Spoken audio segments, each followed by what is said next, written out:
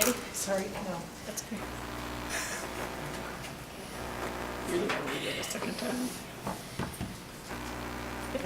All right, it is July 5th, 2017, 6:30 p.m. I'm going to call to order this regular business meeting of the Laramie City Council. First item on our agenda is the Pledge of Allegiance. Please rise and join me. I pledge allegiance to the flag of the United States of America and to the republic for which it stands, one nation, under God, indivisible, with liberty and justice for all. City Clerk, can you do roll call, please? Gabriel. Here. Hanson. Here. Henry. Here. McKinney. Here. Palikas. Here. Shumway. Here. Schuster. Here. Pierce. Here. Somerville. Here. That's 9 present and 0 absent, Your Honor. Thank you. Next item, we don't have any proclamations or presentations tonight. No public hearings. City staff, any announcements? Yes, Mayor, we have one announcement, and this is going to become a regular announcement to the City Council. We've initiated what we are calling hashtag 5th Cent Tuesday, where every Tuesday we're going to feature a little bit of information about one of the community partner agencies that the city works with and provides 5th cent tax support to. As the council know, we fund 31 agencies locally from the 5th cent tax. 29 of them we refer to as our community partners, and the remaining 2 we enter into fee-for-service agreements with. Those 2 that have the fee-for-service agreements, of course, are Laramie Chamber Business Alliance and Main Street. The 29 community partner agencies receive a total of $283,000 in this particular year, and those partner awards are granted by the City Council. So what we wanted to do tonight is share with you the videos that will highlight the work of 2 of our community partners. They are Developmental Preschool, which received an award of $4,931 this year, and Laramie Bike Net, which is a new community partner this year with the City of Laramie. Your award to Bike Net was $1,044 from the 5th cent tax. The clerk is going to start the video. We will be posting these to our social media sites, to our city website, and to YouTube to help familiarize the residents with the great work that our community partners do using 5th cent taxes. So these videos are short. They're just little snippets. They amount to about 4 minutes total. So thanks for the opportunity to show those. Excellent. Thank you. And this first one is the kickoff video first.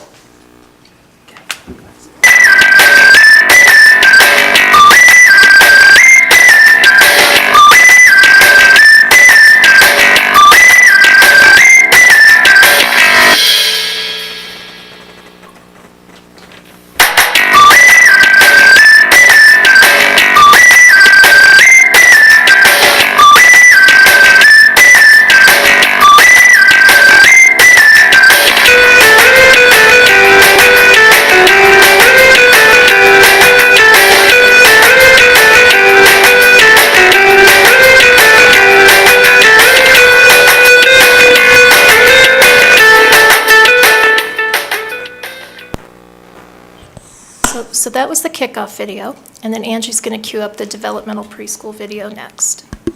Our partners are preparing the videos, so they have the opportunity to talk about the work that they do. It's pretty interesting to see what they're doing and how they're improving the community.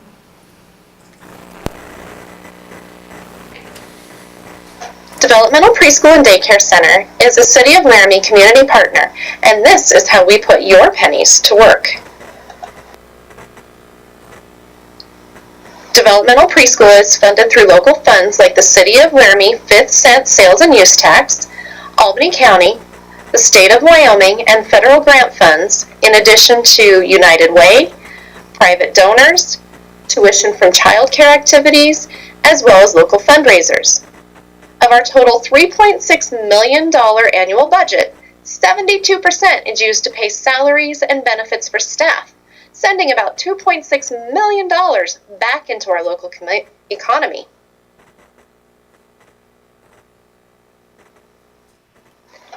The nearly $5,000 we're getting from the City of Laramie this year will help us obtain another nearly $165,000 from state and federal grants.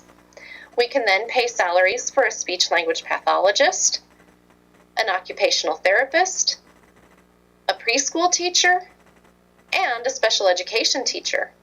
These staff are dedicated to providing quality preschool and special education services to children who have a disability or developmental delay at no cost to the families, giving these children a better chance at success in school and in life.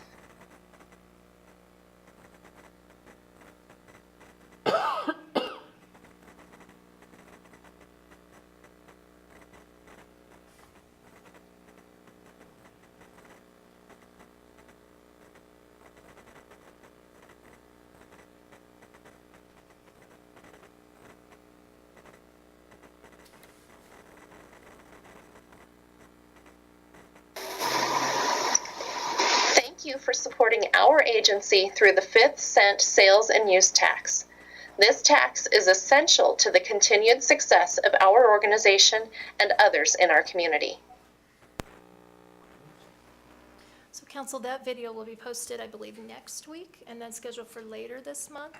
We will have the bike net video, which Angie is queuing up for you. So you'll see these circulating around the community and inviting these folks to... Here at Laramie Bike Net, It's okay, go ahead. Here at Laramie Bike Net, we are excited to be receiving our first year of Community Partners funding, and we thank the citizens of Albany County for supporting this program through the 5th cent sales and use tax. Community Partner funds will allow Laramie Bike Net to reach a wide range of children in our city and will promote cycling among community members and visitors to make cycling in Laramie safe, convenient, and fun. BikeNet has a strong history of promoting youth cycling through programs such as our helmet program that provides helmets to Laramie youth, rider safety and education programs, and the Laramie Youth Cycling Program. This year's Laramie Youth Cycling Program provided 28 students, 3rd grade through 10th grade, the opportunity to get outside, build their confidence, and learn new skills over the course of 6 weeks.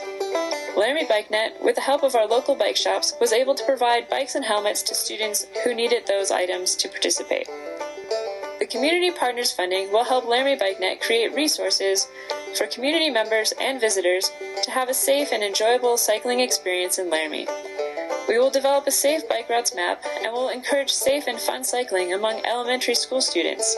Both projects will allow BikeNet to support cycling activities, especially among elementary-aged children, and will promote their associated health and community-related benefits. Want to learn more about Laramie BikeNet? Visit us at laramieBikeNet.org.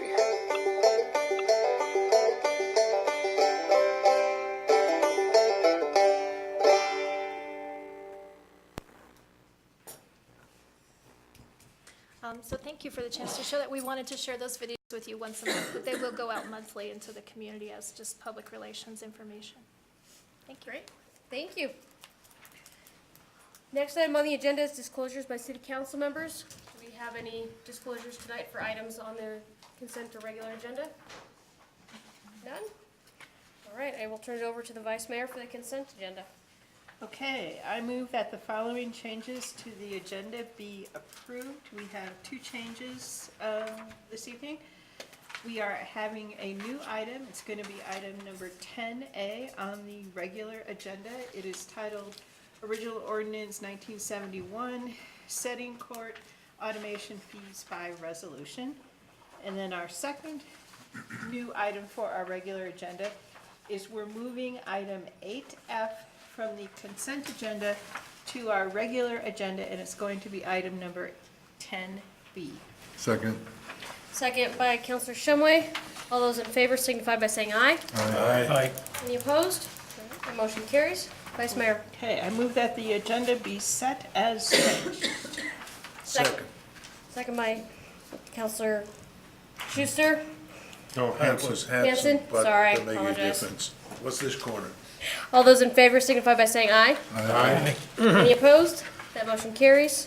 Vice Mayor. Okay, I move that the consent agenda be approved and that each specific action on the consent agenda be approved as indicated. Is there a second? Second. Second by Councilor Henry. City Clerk, can you do roll call, please? Gabriel, Yes. Hanson, Yes. Henry, Yes. McKinney, Yes. Polikis, Yes. Shumway. Yes. Schuster, Yes. Pierce, Yes. Somerville. Yes. That's 9 yeses and 0 noes, Your Honor. The motion carries. On to the regular agenda. Item number 10, Counselor Henry. Yes, this is original ordinance first reading.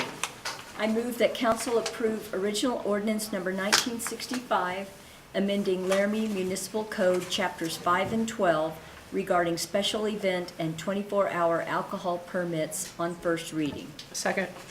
Second by the Vice Mayor. City Clerk. Thank you, Your Honor. As you all know, we just recently went through a large section of Chapter 5 in changing ordinances relating to the liquor laws, and there were a couple things that did not catch our attention during that time, some of which was in Chapter 5, some of which was in Chapter 12 that we didn't even look at.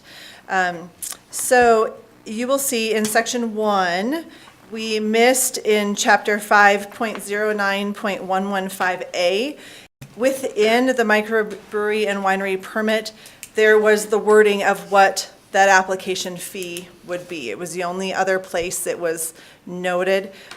So we just are looking to remove the $25 processing fee reference and change it to set by resolution, which is what you had done already. And then in Laramie Municipal Code 12.60.050.F.17.E, we just changed up some procedures in how folks apply for our special event permits because we went to an online system. And so that item is changing, oh no, and actually that's not the one. That one is just changing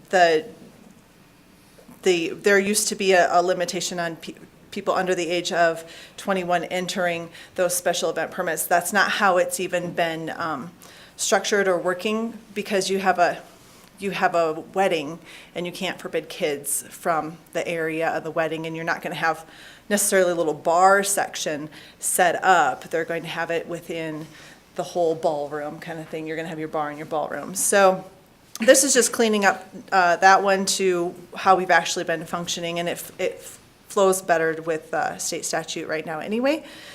And then also in the Section 3, so it's Laramie Municipal Code 12.60.050.H. It talks about the application procedure, filing period.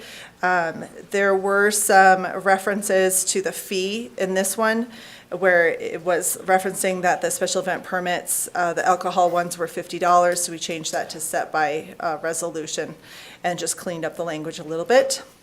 And then Section 4, which is Laramie Municipal Code 12.60.070, notice to city and other officials. This is the one, because we went online to an online system, we give them all notice in a different way. We don't give them a paper copy anymore. So we just had to update the language to how we're actually doing it. So I'll take any questions. Questions for City Clerk? Councilor Thank Hanson. you, Your Honor. Just to clarify, when it says set by resolution, this doesn't mean each individual event. This is when we set it by resolution in our documentation. Is that what is understood? Yes, right? Your Honor, Councilor Hanson, you already set those fees by resolution. Correct. They trump what was left in ordinance here. We're just cleaning up the language in ordinance where we had a few rogue references to an actual fee, so that it's easy enough. Whenever you set them in resolution in the future, they're all set in the same place. In and the there's no same way. confusion. I just wanted to clarify that so people don't come in and say, I need to apply for a fee. Correct. Okay. Correct. It's already set. Thank you. Yes. Any other questions for City Clerk on this item? Okay, thank you. Any comments from the public on this item? All right, seeing none. Discussion or comments from council on this? Okay, City Clerk, can you do a roll call, please? Henry, Yes.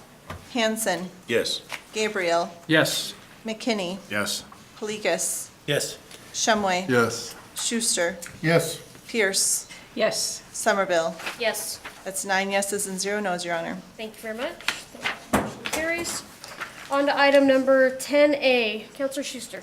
Thank you. The title of this is Original Ordinance Number 1971, setting court automation fees by resolution.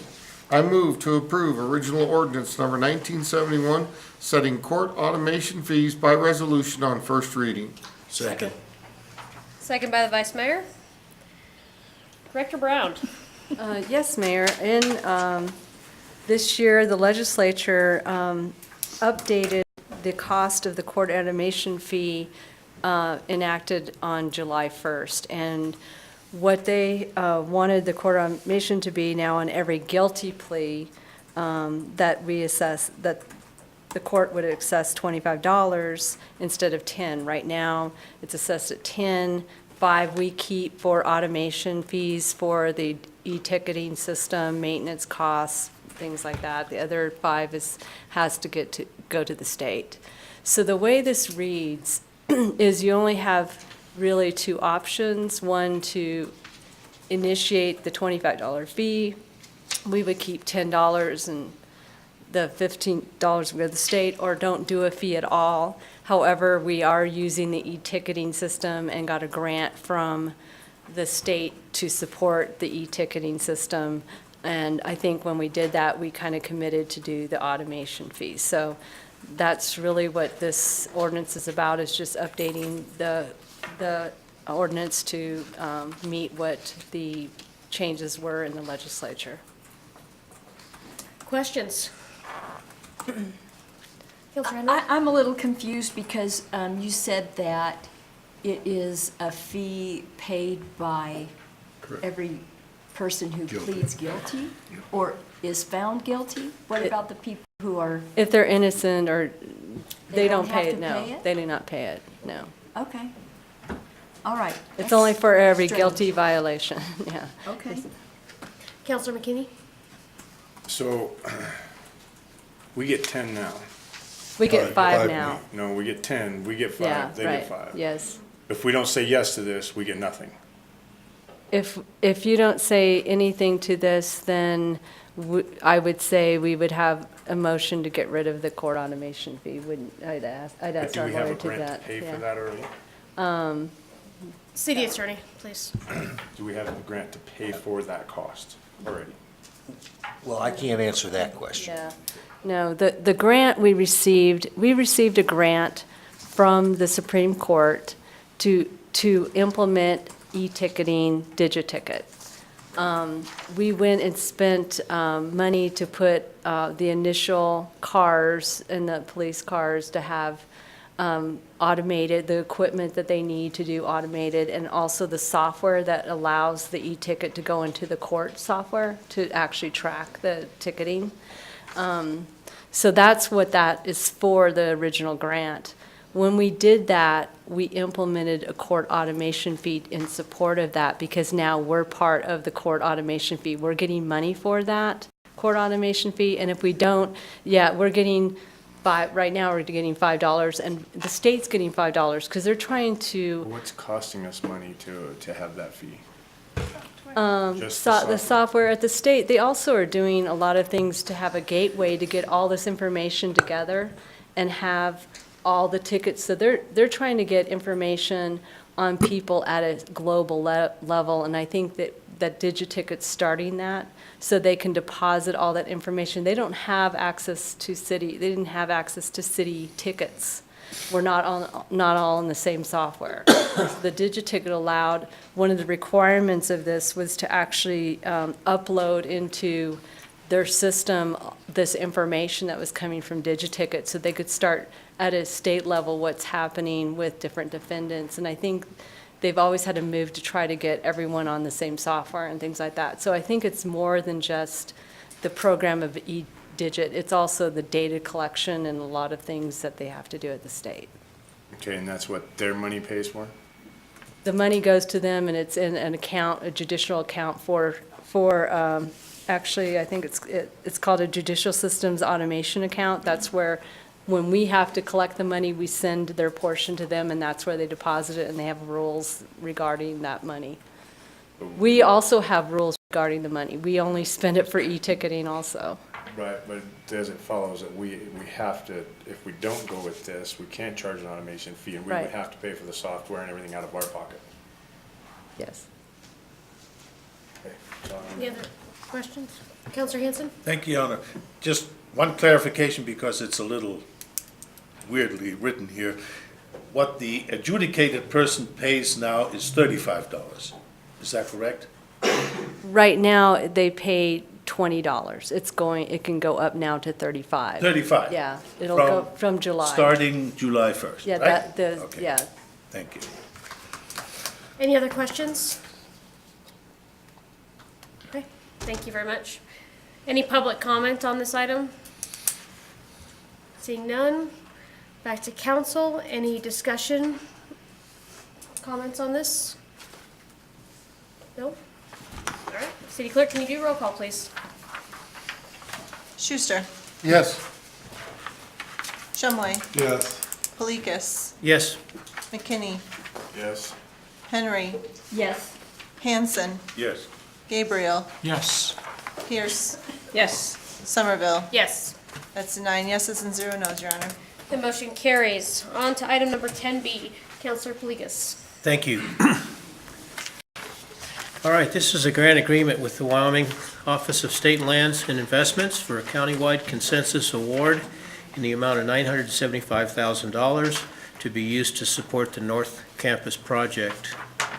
Therefore, I would move to approve the grant agreement with the Wyoming Office of State Lands and Investments for $975,000 in countywide consensus funds to be used to support the North Campus project and authorize the mayor to sign. Second.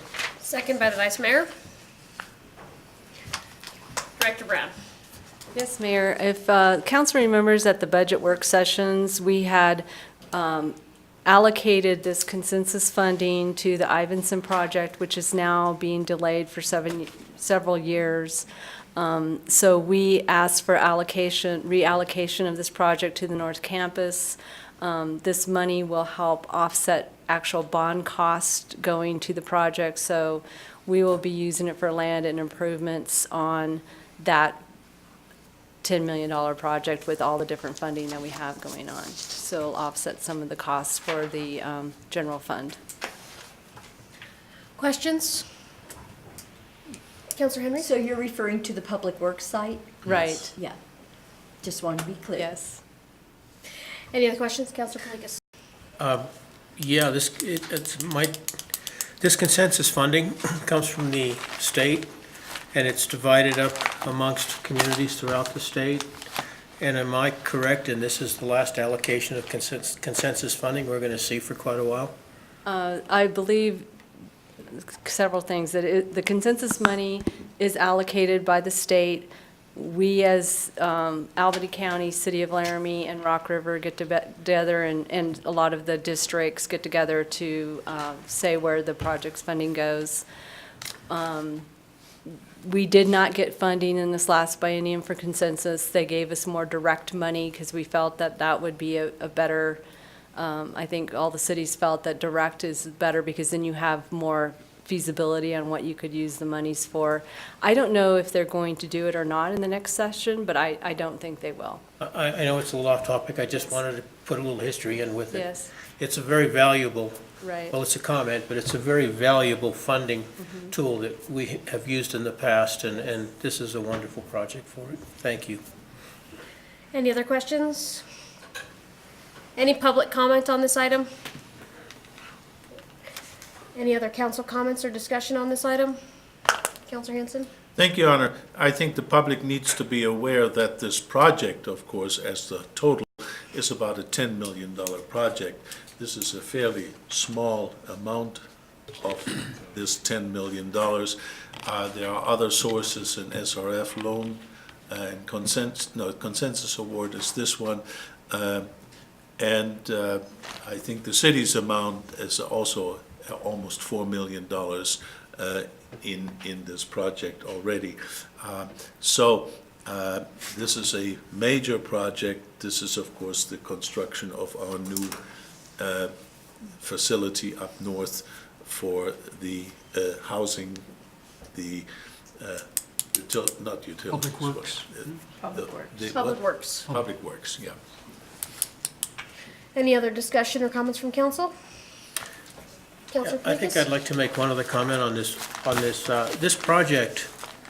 By acquiring the old WyoTech North Campus site, we were very fortunate to have buildings on site that we can remodel and use and so forth. And compared to setting up a new site and doing all the infrastructure and everything else, we are saving a considerable amount of money to be able to do it this way in comparison to what we were looking at a few years ago of spending. So this is a great location, given the fact that the facilities are out there, and I fully support it. Any other comments? City Clerk, can you do a roll call, please? Polikis, Yes. McKinney, Yes. Shumway, Yes. Henry, Yes. Schuster, Yes. Hanson, Yes. Gabriel, Yes. Pierce, Yes. Somerville. Yes. That's 9 yeses and 0 nos, Your Honor. Thank you, that motion carries. Moving on to item number 11 is Counselor McKinney. Consideration of the special events permit for the Jubilee Days Carnival to approve the street closure and no park areas of the 400, 500 blocks of First Street and the 100 blocks of Custer and Kearney Streets for the 2017 Jubilee Days Carnival from July 10th to July 15th, 2017, and authorize the city clerk to sign. Second. Second by the Vice Mayor. City Clerk. Yes, Your Honor. As we were finishing up permits, a part of the process in the Jubilee Days permits is they have a signature sheet that is required by the city for them to go wherever there's going to be street closures, notify all of the residents and get their permission to close the street, get their support or objection to it. For the carnival street closure, the portion of objections to the street closure was more than 20%, and by state statute 12.60.050.F.16, it states that if there is more than 20% of the residents that object to a street closure, that it must come to city council. The decision of city council on whether or not to allow the street closure is the final say. So you get to discuss and talk about that one tonight. I know that there's members of Laramie Jubilee Days here that if you have any questions of them, and there might also be other members of the public that may have some thoughts on this as well. All right. Questions for City Clerk? Counselor Hanson? Did all the neighbors respond? I see the list here, and that's a fairly short list on South Second Street, and one is from South First Street. Are those all the neighbors, or is this just a selection? Your Honor, Counselor Hanson, that is all the neighbors. There are 10 places in that section. It is along Depot Park, so only one side of that street is affected. And 5 of those neighbors have put in a response out of the 10 possible. Yeah. But it's not only that one street. I mean, there are 3 sections of street that are being closed. Why are the others not being considered? Are there no residents on the other ones? Your Honor, Counselor Hanson, it does affect those other 2 streets as well. It's just that those businesses that are affected take up the whole block. And so there isn't a front and back resident on that block, so it just doesn't add that many residents. No residents then? There are some residents in there, Okay. but it doesn't add any to the 10 that are on the list. Oh, okay. It's just a small section. It's just a 1 block little section. Well, the other question I have, the way it looks to me, it's about 50% or so said no. If I look at the no's and the yeses, some of them are crossed out, so I don't quite know what that means.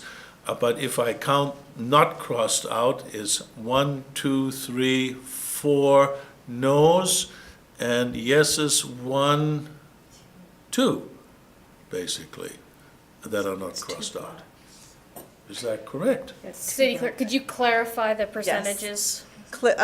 Your Honor, Counselor Hanson, the We do the totals. The totals are on the total number of residences, whether or not they respond. So the no's were 30% of those residences said no, of the residents, whether it's a business or a personal resident. So your percentage is 30% that said no. That's what counts towards that percentage. Counts officially. You have 3 vacants, and since there was Yeah, no they're- no in it. That's right, That's I see considered them. as a, Yeah. okay. But they are not even listed on the list, yeah. Yeah, that's kind of a hard Thank you, decision. City Clerk. Thank you. Before we have discussion or public comment, is there anybody here from Jubilee Days Committee that would like to come up? Please, if you could introduce yourself for the record, I appreciate it. Your Honor, I'm Zoe Curtright, I'm Vice Chair of Jubilee Days, and I'm the one that's responsible for the carnival. Guy Warpness, General Chair. Okay. Did you guys have any information you want to provide us on process or your thoughts on the impact or? This is not uncommon. These are probably the same people that mark that sheet the same every year. We also put it in the newspaper so that they can do it. We just kind of do a double duty on them. The 2 that are marked out, so that you know, Councilman, were residences that were not home. I went there several times and they were not home.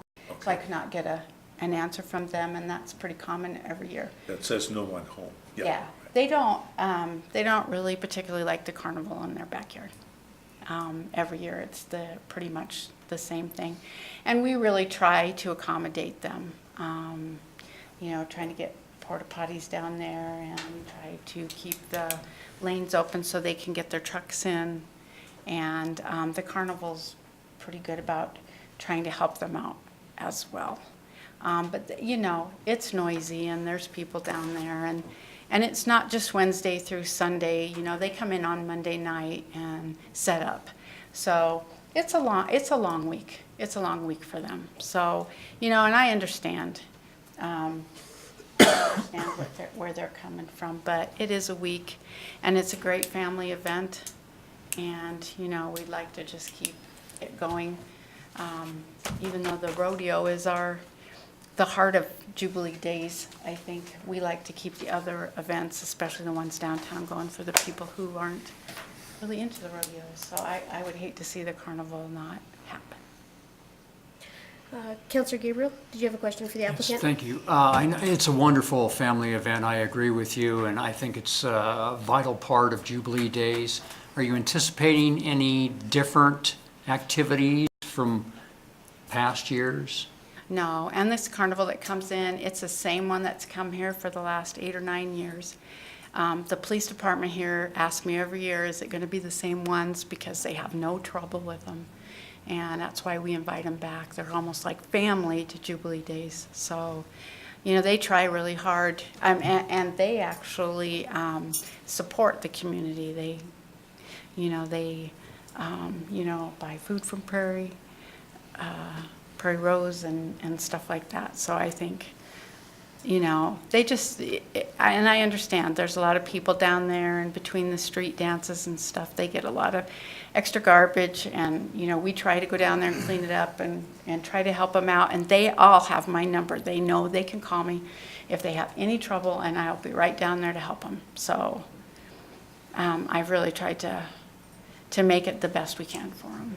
Thank you. Counselor, if I might add, last year we struggled with a few issues there on First Street, with part of that street being blocked off due to the building construction, deconstruction, however you want to put it. Collapse. The collapse down there. And so that blocked off more of the street and kind of pinched everything.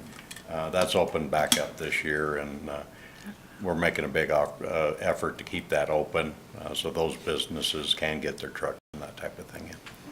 Councilor Shumway?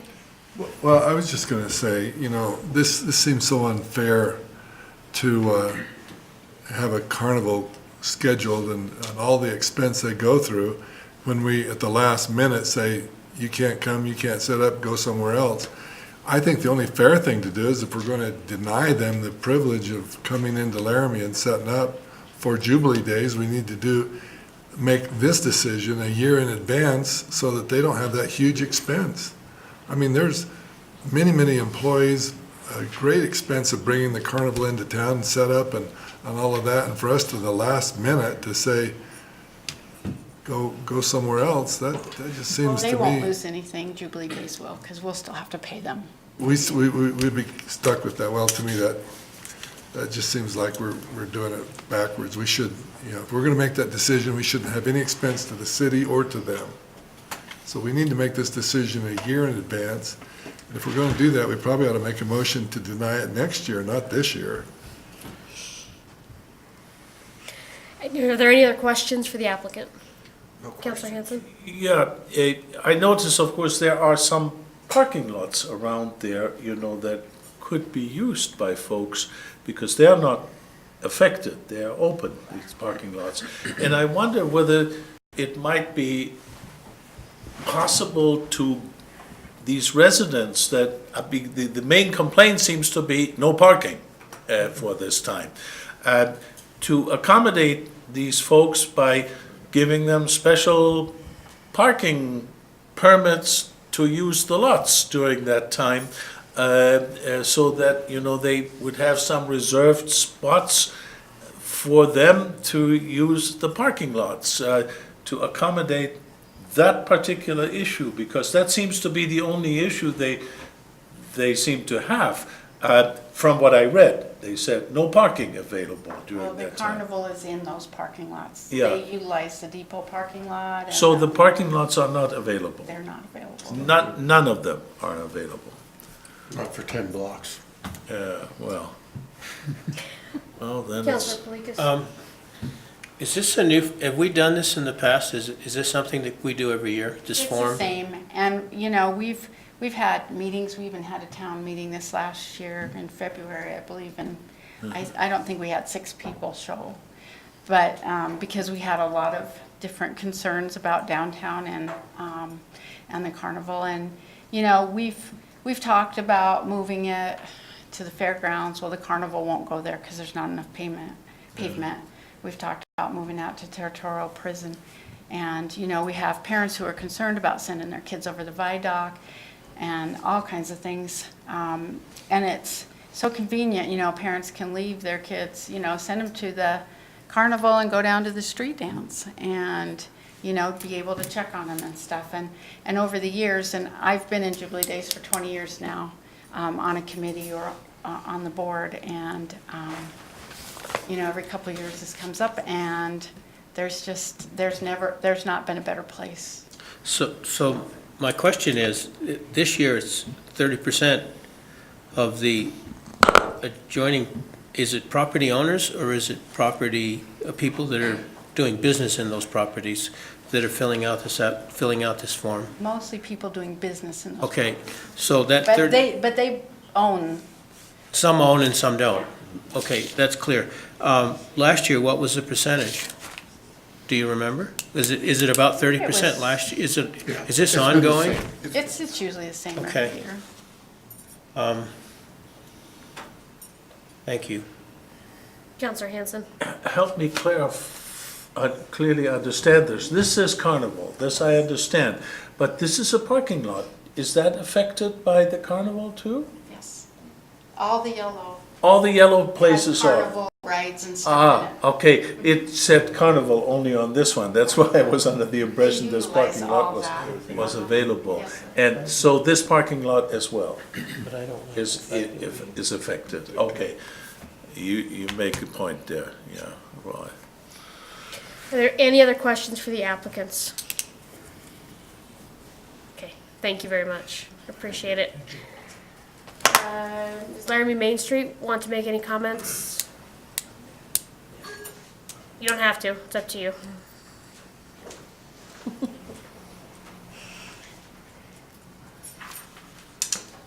Right. Can you introduce yourself for the record? So, good evening. I'm Trey Sherwood. I'm here on behalf of the Laramie Main Street Alliance. And I'm Rob, sorry, it's hot out. I'm Rob Harder, and I'm here as the current DLBA president and a business owner and a resident in the affected area. So, this kind of came up quickly, so I feel like I'm more going off of talks I've had with business owners and just in general downtown, as opposed to walking around today and getting feedback. But there are a lot of reasons, obviously, why the affected area is difficult for those that are in the carnival area. Parking being one of them, obviously. The trash has been an issue in the past, although last year they did a better job. But there's been years where, I mean, we've seen animals picking on bones in the street for a week after the event. It pretty much crushes business. And that's kind of Jubilee Days as a whole downtown, but retail suffers greatly. There are times where I've considered shutting down the New to You because there's so few people come in. It's also been voiced to Trey and I that shipments have a hard time coming in, be it food or merchandise. For us, it's consignment. We don't really take in any merchandise during that time. And then we have experienced theft and vandalism from both carnival workers and from just people participating. That being said, it is an important event for the town. I don't want you to take this as, I hate the carnival, don't want to see it there. I just feel like it could be done better. I feel like there could be better communication and better inclusion. Zoe is correct, I still have her number, but she knows darn well where to find me. My wife and I are in our stores 6 or 7 days a week, and she knows that we live in that house. And the fact that she came into our other store and had my manager sign for it, I feel like there's a lack of communication. And so I guess we have some ideas as far as downtown is concerned, where maybe Main Street and DLBA could be better included so that we could help make this a better event for the downtown, because we're not necessarily here saying that we don't want it there, but we would like, I guess, to be included more, so. Yeah. So just Rob and I did talk a little bit this afternoon about coming with some potential solutions to make this a win-win for the business community downtown, our organizations, Jubilee Days, Carnival, City, everyone involved. And we absolutely agree that this is an important event for our community and has the potential to have a huge economic impact. I kind of want to geek out and dig into some numbers and figure out, how many people are staying at the hotels or spending money at the bars or restaurants, and really understand the economic numbers that this event is driving and think about ways that we can enhance that. So most important, we'd love to see an increase in communication. We realize that this may be a lot to ask and can't necessarily be addressed this year, but we would love for there to be a liaison from the Downtown Laramie Business Association and the Laramie Main Street Alliance on the Jubilee Days board. We would like to be in the room when these decisions about what's going to happen downtown and how these events are going to function and run, and to set common goals and to share resources. So not just be at a table to say, no, that won't work, but to share resources. So the DLBA has a very large marketing budget that could be put to enhancing this event. Main Street has a lot of access to new volunteers, people who are coming in the community, want to get involved, that we could put on different subcommittees and help carry the workload. And then some cross-marketing and promotion of the different events, not just the carnival that happens downtown. So we think that having a seat on the board would increase that collaboration, that win-win atmosphere, and bring some new life to this event that it takes a lot of time and energy to do. It's huge, and we want to help carry that workload. We have ideas for this year that hopefully could be implemented really quickly in terms of the trash removal in those street closure areas. So even just requesting additional bins and making sure that those are emptied both on the sidewalk and the rollaway bins daily, if possible, just to cut down on the trash that's happening. And maybe not possible this year, but considering the carnival takes up 124 24-hour parking spots in those lots, if we could figure out a way to do a shuttle, again, if not this year, next year, and give people incentives to ride the shuttle or ride their bikes downtown. And in terms of business interruptions, I do hear from a lot of retailers, they feel like the walk-in traffic and the purchases slow down. The irony of this is crazy, that you have 1,000 people out on the street, but they're not connected to registers ringing. So we'd love to figure out ways to cross-promote and do shout-outs to local businesses in the rodeo guide, on social media, in the programs, and the scheduling. We are trying something new this year, and Angie, I'll give this to you officially. So we've created a shopping guide. So we've asked local businesses to, very similar to Small Business Saturday, offer anyone with a rodeo ticket, a carnival wristband, or a Brewfest ticket a discount. So the retailers have jumped up. We have 25 participating and are offering anything from buy one, get one free to 20% off. And so we would love to see things like this cross-promoted with the Jubilee Days board and marketing coordinator, so that instead of the businesses feeling like their voice is not being heard, or this is an event that happens to downtown, not with downtown, we can start creating, again, that win-win atmosphere that everyone benefits from this event. Have I missed anything, Rob? Communication, cross-promotion, committee liaison, capturing our economic potential. Yeah, I think the main point is just that, you know, everybody loves Jubilee Days, and I feel like there's a consensus, I feel in talking to other business owners downtown, that we don't really capitalize on it, that it's kind of, it moves in, and, you know, unless you have select businesses, kind of sucks a lot out of a lot of the businesses downtown in what would be a prime summer month for us to be making sales, you know, for the businesses and for the city for sales tax. And I feel like there's got to be a way to make this event better as a whole, so that not only are people coming down for Jubilee Days, but they're also, you know, seeing the rest of downtown, whether they're there every week or that's the one time a year that they come and they do Jubilee Days and they shop in their local shops and explore. You know, we feel like there's a lot of potential here, and we feel like this kind of just shows how we feel as far as not being included on what goes on in our district.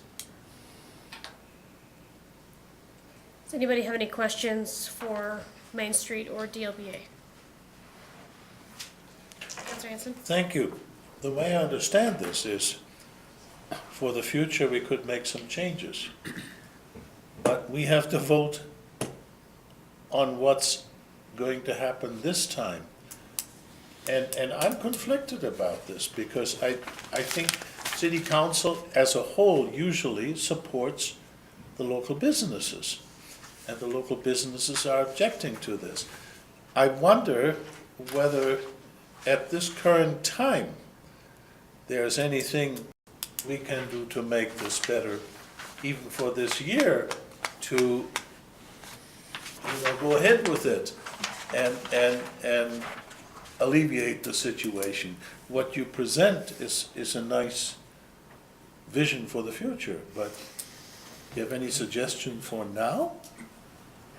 I think the main points for now are the trash removal and just, you know, present the question of, I guess, is Jubilee Days Committee open to allowing DLBA and Main Street on the board, which is probably not something they want to deal with today, but we felt like might be a good answer, whether it's something that can be addressed here or elsewhere. We just felt like we should come and be a voice for those affected for this event. And this is going to be handed out this year already? This is something to do this year too? Yes, yeah, so that was our marketing coordinator had that concept. So this will be available to people who go to Jubilee Days? Yeah, I think my concern though is with, we haven't had a lot of conversations about how we best cross-promote these sort of activities that another entity hosts during Jubilee Days, so that we're creating an event that happens holistically and is not piecemealed. Sure. But I do agree with Rob. So we're not saying to cancel the carnival. That is not our stance. We realize that this is a long tradition. It's really close to the event. It would cause a lot of chaos, a lot of crying children, and that's not what we're here to do today. But yeah, I think that at a minimum, figuring out how to do a more thorough job on trash removal, and then just a more concerted effort on cross-promoting activities. Yeah, I mean, we're 4 days away from the event. It's a little tough right now. I wish, maybe we should hear from the Jubilee folks again to see whether they could do to accommodate things. Hold on just a second. Do we have any other questions for Laramie Main Street? I do not want this to turn into a back and forth between Main Street and Jubilee Days. That's not really appropriate. Councilor McKinney? I just wanted to ask, are you still under the new are you still no? What's that? Are you still saying no? I mean, I think what I'm saying is we would like to feel more included, and then at that point, that would be what it would take for us to start signing yes, We know that they're coming down, and I know that if something crazy happens, I can call Zoe, and hopefully she can deal with it. But I feel like there's never been a forum for us to address some of these concerns. I've never really known why it had to be downtown. It's always been this back and forth. So I guess what we're saying is we want to know if they're open to working together more. And then, yeah, me personally, I would be much more up for saying yes. I mean, they never came and asked me this year, so. Well, that's why I'm asking, because you're saying your manager's the one that wrote no. Yeah, and that's generally what they say is we want them to come talk to us. Right, I understand that, but you're still saying no, or you're yes? It can be yes, that's fine. Question for Main Street, or do you have any? I want to focus in a little bit on the trash removal. I know you're very, very close to that carnival. I have to assume that the condition of the trash bins and the fact that they're it's kind of like our green waste bins, it sounds like. Yeah, some years it has been. Only in a different capacity, and is that the biggest thorn that you have as far as what you consider detriment to your? As far as what I see, to your thinking about the neighborhood, to your business? community, I mean, obviously, if it's down there, we're gonna deal with all the extra noise and people and no parking and so on and so forth, and that can never be taken away unless the carnival's moved. Right. And, I've wondered at times why it couldn't go back to the fairgrounds or why it couldn't go to the territorial prison, because I remember going to it as a child in those places and it seemed like it was better. But as far as things that could help now, I feel like, yeah, the trash is a big thing, and communication, just knowing that there's an honest effort to come talk to us, not just hide, is what it feels like to me. It feels like I'm not a hard person to find. So the fact that we never saw anybody, it feels like kind of just don't want to deal with us. And I don't feel like we've ever been difficult to deal with. Or just, I don't know. I've never really seen the event happen where there wasn't something weird, where there was porta potties in front of the house, which they did move, thankfully. And I don't know. It's just kind of a back and forth, I guess. It's a difficult situation to explain. But I feel like thinking about today, the trash is the main thing that could make it better, because I don't expect them to just cancel it on them 4 days out. It seems unrealistic. I have one more question for you. Please. And that is, if the carnival were not there, Jubilee Days, would it not still affect your business as far as walk-in traffic? What's your opinion on that? I mean, the carnival takes up a ton of parking. So I feel like with that extra 100 plus spaces, there's an opportunity for that many more people to come downtown. I mean, I know a lot of residents that are regulars say they won't even come downtown during Jubilee Days. They tell us that all the time. Like, won't see you next week, we'll see you the week after. Like, that's a known thing. But it's not like I want Jubilee Days to go away. I have very fond memories of Jubilee Days. I'd like to just feel like the downtown is more involved so we can make it better, so that these folks that are not into coming downtown for the big party might be able to have some other things they can relate to. I guess is kind of what it feels like as far as my gut feeling, but I feel like these are much more broad things. That's why we kind of tried to just have a couple key things that we thought could make the carnival better, but potentially Jubilee Days as a whole, because yeah, I mean, they come in to the downtown and take over the whole downtown. It feels like we could be more involved. And then ideally the community and everybody would be better off. I don't know. It's just what I've figured out as I've become more involved in the community. It seems like a lot of people feel like they are not included. Not a lot is known as far as how decisions are made with Jubilee Days. Vice Mayor?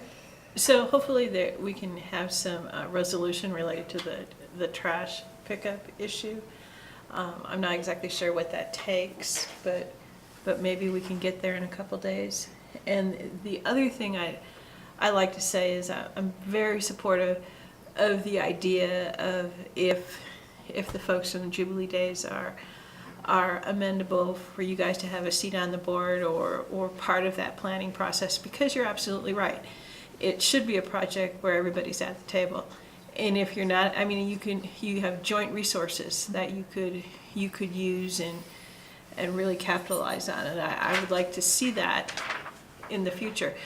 I don't think it's really anything city council can mandate, right? I mean, we can't, it's just one of those deals, but as a citizen and as a person sitting here, the more you have cooperation and the more seats at the table, I think the better the event will be in the long run. And I hope that the folks from Jubilee Days are willing to have you at the table. Okay. Any other questions for Main Street or DLBA? Well, I was wondering, are we in questions or comments? We are just in questions. That's all we want to do right now is questions for Laramie Street, Laramie Main Street, or DLBA. Okay. Thank you guys very much. Thank you. Are there any public comments for this? Okay. Seeing none, we'll go to a discussion. Actually, we'll go to the city manager first. Mayor, I just wanted to provide some information in terms of staff support with respect to trash. So as we work, beginning usually in January with the Laramie Jubilee Days Committee to prepare, support, and help facilitate this event, and so far as municipal services are needed, we do provide for additional roll-off containers, typically at no charge, and then I believe that we are already collecting those roll-offs, or emptying them, daily. So Solid Waste Division is a strong supporter of the event. You heard Zoe refer to the fact that they pick up trash. So the Jubilee Days volunteers, I believe daily, and I'm going to ask Zoe to come correct me if I misspeak, but daily and perhaps more than daily, walk through the street where folks have somehow not gotten their cups into a dumpster and instead drop them in the street. The Jubilee Days Committee volunteers go through daily, collect any trash that hasn't made it into proper receptacles and put it in those receptacles. And then we come down and support, city staff do, and empty those on a daily basis. So. Okay, thank you. So we'll go back to council discussion, and I want to remind everybody, right now we have an application for a street closure. That's our purview here. The city of Laramie is not directly involved other than support with Laramie Jubilee Days. Sounds to me like this is a conversation that 2 entities or 3 entities need to have together. So other than providing some feedback, I'm not sure there's a whole lot we can do, but I will open it up to council discussion or comments.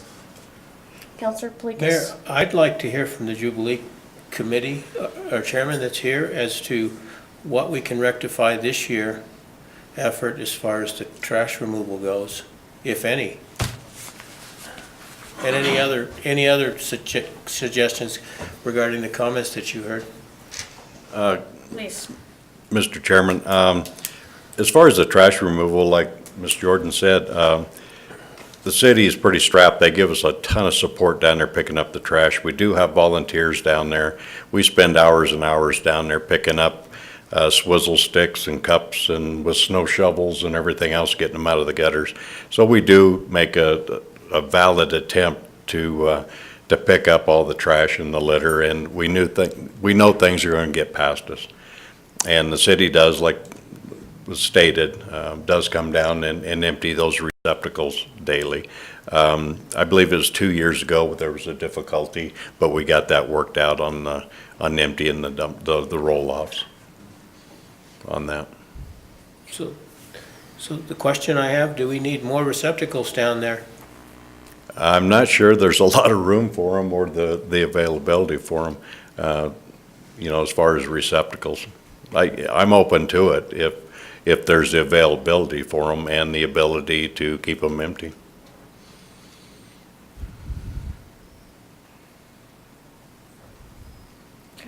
Counselor Hanson? Thank you. The other thing we heard was participation of the folks down there in setting up or in your organization.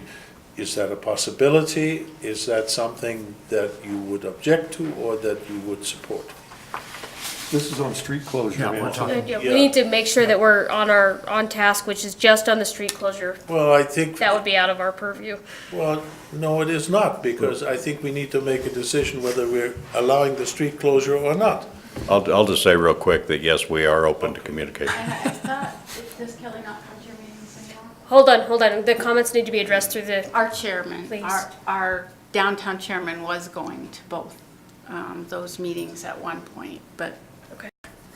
apparently maybe she's not going to them as much. Comments, any other comments or discussion by council on this? I will make a comment, and that is, I think we've heard some comments. We've seen some business owners that are not real happy with stuff.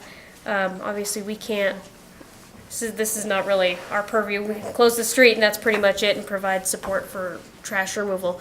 From my point of view, you guys have worked on issues before. I've sat down with you guys personally regarding some property issues from another business owner, and you guys were very generous in your time in resolving that, and I appreciate it.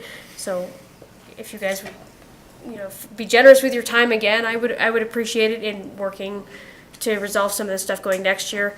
I personally think that this is too soon before the carnival. I mean, we're up against it. I don't think it's realistic to close the street, or to not close the street in any way. I think this is a conversation that should have happened a year ago. So we'll kind of learn and move on would be my comments. Did you have another comment, Counselor? I actually do. Please.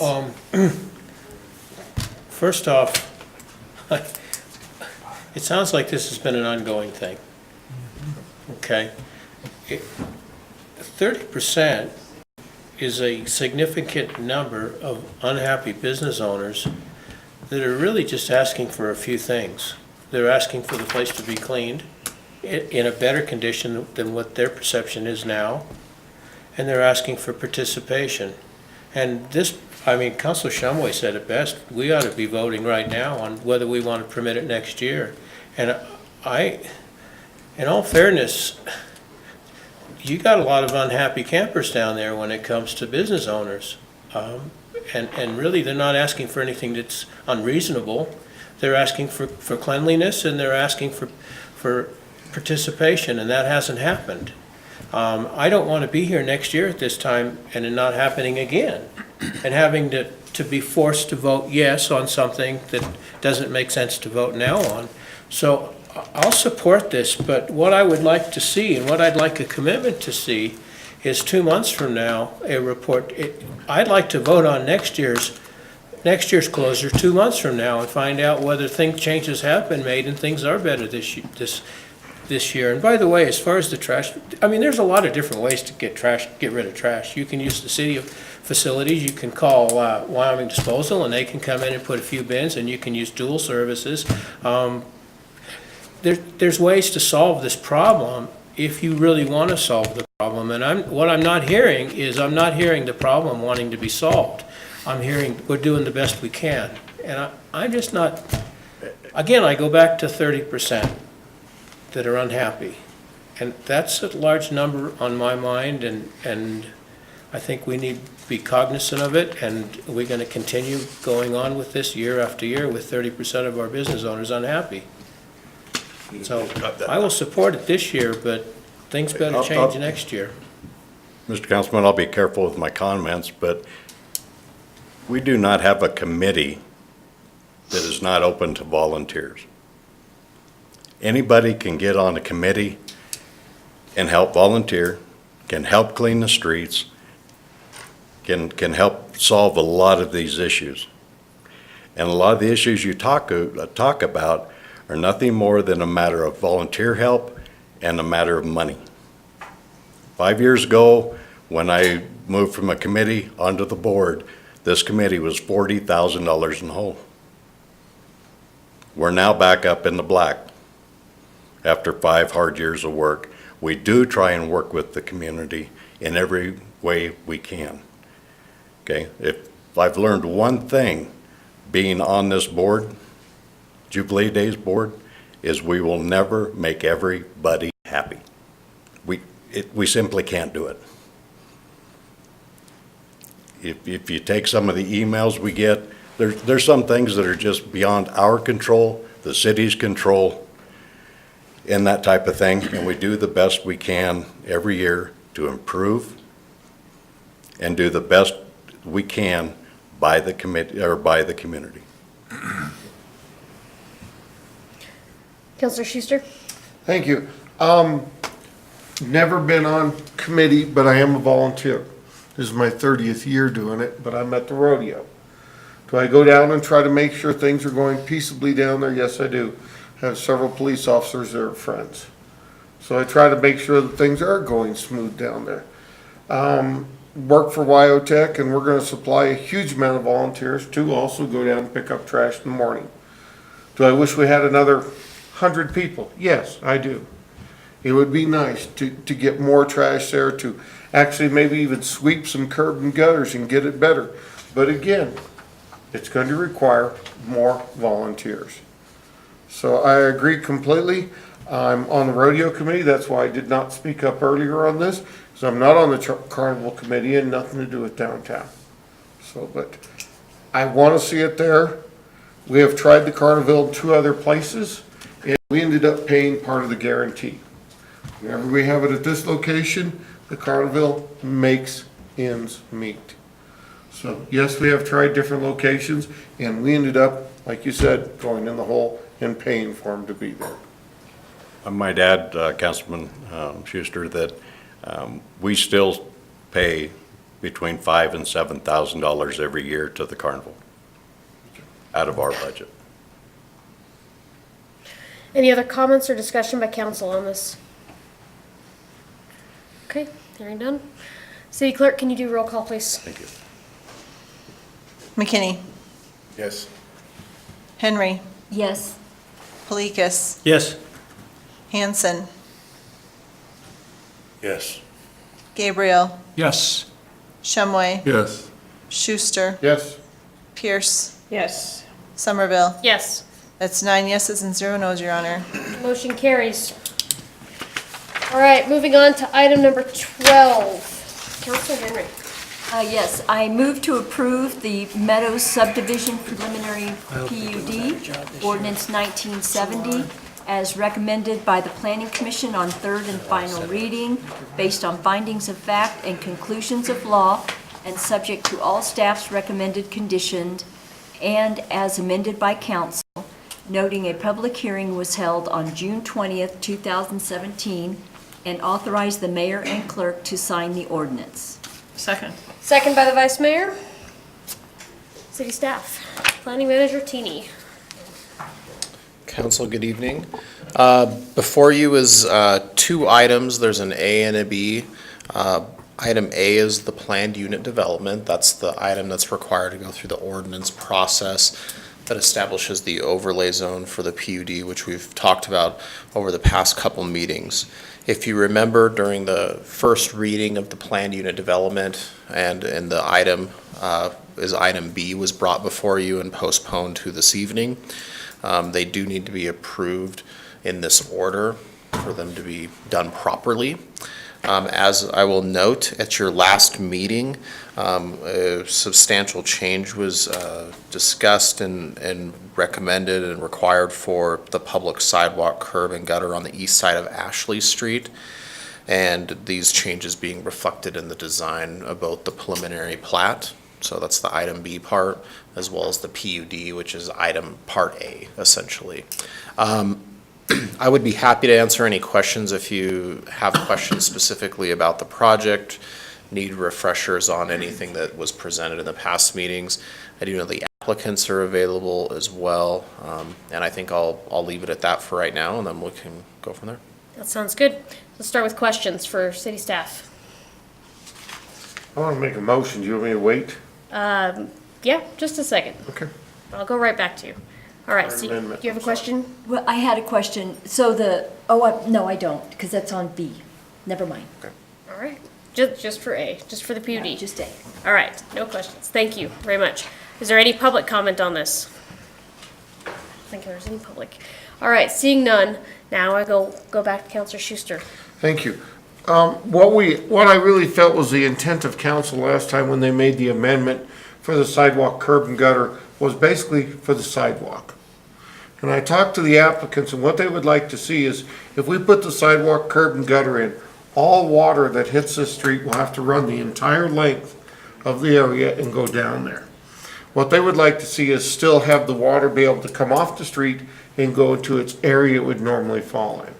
So I want to keep the sidewalk, but my amendment will be to remove the term curb and gutter and just have that it will be a concrete, normal, applies to all notes of the city, that the sidewalk would be there and still be a small retention ditch so that the water may run off in its natural area. Is there a second for that? Second. Second by Counselor Shumway. Go back to Counselor Schuster. Anything else you want to add to that? No, I think I tried to explain it pretty good. She'll probably want me to restate the, Counselor Palikas? Well, I guess I have a point of order. Aren't we revoting on what we already amended? City Attorney? Mayor, it is, of course, you can rule on that, but if you're seeking my advice, in any event, Mayor and Councilor Palikas, even if you could characterize it as a motion to reconsider, that's still in order in this meeting. So I think it's a fair point to make, but however it's characterized, it would still be in order. Okay. Before we talk to, or have discussion for council, let's let the applicant come up. I had a question. You have a question? On Brian's motion. Counselor, go ahead. I guess, well, I guess it's for the applicant as well. Is the sidewalk, will it still be public? Maybe I can clear things up. And this discussion happened at the meeting last time, 10 days ago. Since that time, we have had a meeting with our engineers, and we have had them working on the motion as amended, and we intend to comply with that agreement that we made with you all, the compromise agreement, and we are going forward with curb, gutter, and sidewalk. And I'm sorry I didn't convey that to you, Councilor Schuster, and sorry, Councilor Shumway, but we are prepared to move forward, and in fact are moving forward in accordance with the amendment as it was passed last time. Okay. Given that information, Counselor, do you wish to withdraw I the will amendment? withdraw mine as long as it's okay with the second. I won't withdraw mine. Okay. Can I explain Please. why? I believe that the intent, and I'm willing, if this is their desire to put in curb, sidewalk, and gutter, that's fine, but I think their intent was to preserve wildlife and also the open space. And by channeling water into, an area which would be eroded or would be changed, just seems counterproductive when they really had a plan that was it was unobtrusive with the lay of the land. It just continued to leave things to where the property was able to absorb and use all the runoff in a very challenging way to the area. And to change this now to where we're moving streams of water down to erode the Spring Creek Channel and whatever else happens through it just seems to be counterproductive to a plan that just seemed to be very well thought out, and one that was designed to protect the environment, the wildlife, and also the property. So for me to say, I don't want to, I don't like the plan that we have to alter the beneficial purpose of their initial intent. So, obviously if it's withdrawn, it's withdrawn. I don't know what's going to happen there. And if that's the desire of Mr. Greaser to do this, then I'll go with that. That's his property. But I just think it would be so much friendlier to the property, to the environment, to the wildlife and everything, to not channel water. And when water comes down in large amounts in Laramie, it tears up all kinds of stuff. This area has dealt with the water that comes down in that area, and it has not been something that has been especially challenging from what I understand. So to me, why ruin something that just seemed to have such a well thought out plan? Are you willing to withdraw the second? It's up to Mr. Greaser whether he has comment. I think at this point, I would like to maybe defer and have Mr. Coffey and Mr. Telford from Coffey Engineering come and address the concerns that have been presented. Okay. City Attorney, can you clarify procedural point for me? If we have an amendment that's withdrawn but a second, who doesn't want to do it? Well, I am not sure, and do not sit here today sure, that once a motion has been seconded on the floor, that it can simply be taken away. We have, as a matter of practice, allowed that to happen because that's the real point of the rules of order, is to make sure we don't waste time and get to the point. Right. So, I think we have one or two choices here. Either this motion, it's motion and second, it's on the floor, and we go through the process and hear from the applicant, or it's not. So why don't we let Mr. Coffey come up and address some of these concerns, and then we'll ask Councilor Shumway again. Honorable Mayor, Council, the curb and gutter was originally obviously never considered, simply for the very reasons that Mr. Shumway explained. But as we were directed by Mr. Greaser to redesign the project or reconsider the project based upon Mr. Pelikas's motion at the last meeting, that it is doable. It does change the nature of some of the drainage in the project. It, frankly, in my professional opinion, doesn't do as good a job as it was originally designed to do, but it's manageable. I'm in a position where I report to Mr. Greaser. I want to do as good a job as I can for him at his direction. I'm not sure if he wants me to spew my opinion on how this ought to be designed, because you obviously all have your own opinions. But if I were to do so, I would say a project that lacks curb and gutter would be a better project in this case. Thank you very much. Councilor Gabriel? So, when we were discussing this after the meeting last time, and Councilman Schuster brought up the possibility of bringing this up, that's the way I was kind of leaning myself, as to eliminate curb and gutter, go with the sidewalk. Sounds like it would be a better project than what Mr. Coffey just mentioned. Now we're in a kind of a flux here where we're talking about, going back. Is that just to appease the council members, or what would you really like to see? The thing that happened 10 days ago was that there was an amendment made. I agreed to it. I am trying to be a man of my word, which is a goal that I think most everyone has. And I gave my word that I would try and continue on that path. I too believe that the best solution, engineering-wise, would be to convert the path.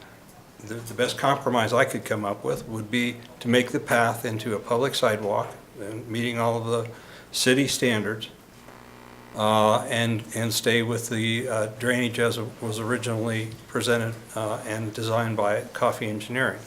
But I agreed 10 days ago to go the other route, and am more than willing to do that if that's the way things turn out. So we are in the point where we're just looking forward to hopefully getting this project off the ground and being able to move forward with it. So I guess I would just throw it back into your arena and say, look, it's probably a better project engineering-wise and design-wise and intent-wise the way we had originally proposed, but we're willing to do it the other way if that's the way the council deems it needs to be done. Okay. Councilor Schuster. Mr. Teeny? If this amendment passed, would he have his choice that he could put in curb and gutter, or he could not put in curb and gutter? So we would leave it up to the engineer to talk him into it or out of it? Mayor and council, I'd recommend that you choose whether you want curb or gutter or not, and make that your motion as part of the PUD, because what I need to do is with a PUD, we check for compliance with motions that are made or changed by council, by planning commission, and that are those standards within the staff report. And so we need that direction. That's what this is for, so. Thank you, because I just wanted to hear that from you. All right, so we're going to continue with the amendment on the floor. It seems like council wants to discuss this a little bit more. However, I do want to remind everybody, we spent quite a bit of time on this. We have other items to get to, and it's almost 8 o'clock. Councilor Palikas. The frustration I have right now is I've heard the opinion of Mr. Coffey, who is the applicant's engineer. I have not heard from our city engineer as to the benefits of curb and gutter in general, the benefits of curb and gutter on this project, why we have it throughout the community, whether in fact asphalt does deteriorate quicker without curb. I mean, we're hearing one side of it, and I don't have the opportunity to gain that information right now. As to, why do we? I've got curb and gutter across the street from my house. It's a park. If we didn't have curb and gutter there, the drainage would certainly be more evenly spaced throughout the park. But by golly, there's curb and gutter on that. Now, why? Was that a mistake at the time? Is it a mistake now? All of these issues, I just don't know enough. I'm not an engineer. I don't know enough about this subject, but I'd like to hear opposing viewpoints or other viewpoints as to the benefits of curb and gutter, both in general and also on this project. Mr. Teeny, can you help me out? Mayor and council, what I can at least provide you is, so the city of Laramie, when any of these types of projects come before you, whether it's part of a PUD or whether it's part of just a subdivision plat, we have our Public Works Department, which includes our engineering division, our streets division, look at these items and decide, is this something that is okay for the city? In this case, in the PUD sense, you can get these different types of scenarios where it is not something that is a standard street like you look out here, curb, gutter, sidewalk, street section, then curb, gutter, and then sidewalk on the other side. Primarily, just being very simply put, curb and gutter is designed to accommodate water drainage, stormwater drainage within an area, however, in whatever direction it goes. We use curbs and gutters because in an urban environment like this is the way we can do it efficiently, properly, and not create erosion and use up extra space. In a situation like we have here, Our engineering department, public works department has looked at this. They are okay with the design, with the drainage swale on the side of the road and the other drainage. I mean, that's not the only way that water drains in the subdivision, remember. Water is going multiple directions within the subdivision as well as surface flow to accommodate the total drainage for the subdivision. So curb and gutter is one mechanism to do that. There are other mechanisms to do that. In this case, they've looked at it and they're comfortable with the design as it was proposed. In addition, if there's something alternatively proposed, we believe that the drainage can be fairly easily accommodated with such low density. That's usually a really driving factor when it comes to subdivisions and why you have curb, gutter, and sidewalk. But curb, gutter, and sidewalk, it's an easy design as well. People design that because it's already designed. And so in this scenario, I can tell you, we have looked at that. We're comfortable with the design. We're not concerned with like long-term maintenance. I think as was noted by the applicant at the last meeting, the physical design of the street is basically the same thing that we get with all of our streets, except it just doesn't have that curb and gutter on both sides. And so that's what I can give you without them being here to come give you more detailed opinion, but they do review those and consider those types of things. And I think that's important to know, so. Okay, thank you. Can I continue on Please. with my comments? Please. So when I proposed the curb and gutter, I was aware of what I was doing. And I was also aware that I understood what I was doing. And one of the reasons I proposed the curb and gutter is, if you remember one of the statements I made, is I really believe public streets should be inviting to the public. And not just inviting from a transportation or a car standpoint, but also for a pedestrian and bicycle and so forth and so on. I think curb and gutter, and you can call it aesthetic if you'd like, I think curb and gutter has an element to that. And that, frankly, that's the major reason why I put that in the amendment that I made. Now, having said that, I also heard very clearly what Mr. Greaser said, and concerning the trail, the connectivity of the cul-de-sac. And by the way, every single cul-de-sac in Laramie, Wyoming that's been developed over the past several years has connectivity to some other part of our community. So they're not just dead ends. You can make the argument for wildlife if you want. I'm making the argument that it's a public street and it needs public access and public connectivity. Anyway, I was of agreement not to push that subject and not to put an amendment before the council for that pathway between the cul-de-sac and the park to be public. As it's presented now, it's private. I'm willing to abide by that, but the agreement was with the curb and gutter. And I would be interested, I'd be interested to hear from Mr. Greaser as to what would be more important to him, have the pathway private or have the lack of curb and gutter. Because that's the agreement that in essence I heard on the floor at the time. Mr. Greaser. That is the agreement that we made and the agreement we are willing to live with. The separated sidewalk and no curb and gutter is not nearly as important, and I've tried to be more articulate in how I can explain the area that we believe is so critical between the end of the cul-de-sac and the parkway. And that area is absolutely critical, because if that is a public area, if the public is through there, then it bisects the common area of this subdivision. And once it does that, then there is no way that the entire common area, both that down towards the creek and that towards the north side of the south side of the park there, does not become all public space. In effect, it becomes an extension of Lapel Park. There's no way to stop that unless you put a fence on either side of that so-called new public path, which defeats the purpose of the subdivision, because then you're fencing out that which we are trying to protect.